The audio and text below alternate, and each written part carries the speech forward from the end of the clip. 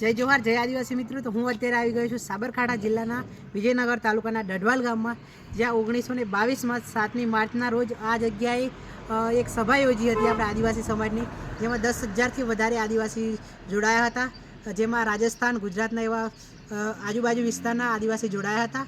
તો આ જગ્યાએ અંગ્રેજો દ્વારા હુમલો કરવામાં આવ્યો, જેમાં 1200થી વધારે આદિવાસી શહીદ થઈ ગયા હતા। એની યાદમાં વડાપ્રધાન શ્રી નરેન્દ્ર મોદીએ મતલબ શહીદ વન તરીકે પ્રખ્યાત છે આ જગ્યા। અને આ જગ્યાએ મોદી સાહેબે 1200 આદિવાસી શહીદ થયા હતા, એમના લીધે 1200 વૃક્ષ રોપ્યા છે, જે જગ્યા તમે જોઈ શકો છો। તો જુઓ મિત્રો, હું આવી ગયો છું શહીદ વન, એટલે કે આપણા આ જગ્યાએ 1922માં જે આદિવાસી સમાજની સભા યોજાઈ હતી સાબરકાંઠા